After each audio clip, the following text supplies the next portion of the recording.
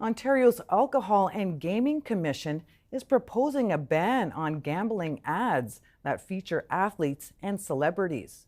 The proposal aims to minimize potential harm to youth and children. To discuss this further, let's bring in Andrew Pace, founder of inplayLIVE, a sports wagering community and an advocate for responsible gambling. He joins us from Vancouver. Thanks for your time today. So, what is your reaction to this idea?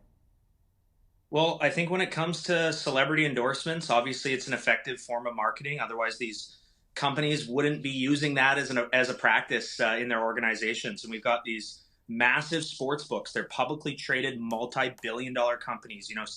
Caesars, MGM, and they're all fighting for market share. And with respect to the youth focus specifically, with guys like Austin Matthews or whomever that are promoting these sports betting sites, you are going to get families, and you're also going to get potential youth caught in the wake of these ads. So I think it's definitely something that we should all be aware of.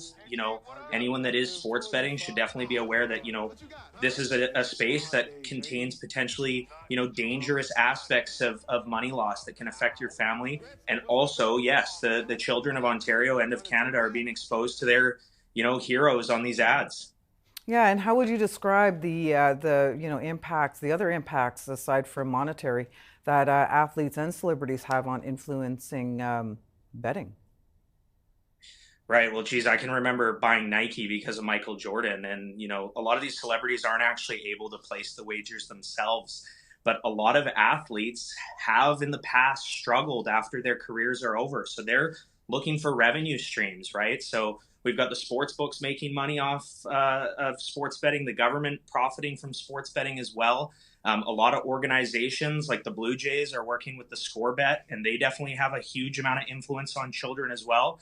So, it's one of these things where you go, what's the difference between, say, an organization like the Blue Jays and a celebrity? And the celebrities, a lot of them, there's a moral boundary there that some of them are not crossing. But for the ones that are, they're obviously comfortable with it. And they want those revenue streams as well.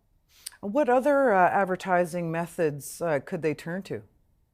Yeah, I think that's a great question. I think overall in the entire sports betting landscape, we've seen a lot of the unregulated, the previous sports books that people used before things were regulated. We've seen a lot of those practices spill over into the regulated market, and this was happening long before these TV ads were out there. And it is influencer marketing. It is websites and high traffic areas that actually participate in a revenue sharing program that is actually, it exists right now in the regulated market, but it's really come from that unregulated market.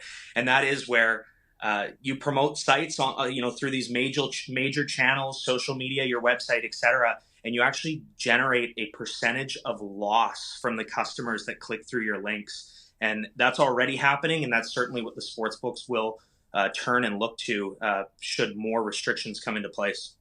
Andrew Pace, founder of inplayLIVE, thank you so much for your time today. Thanks, Donna.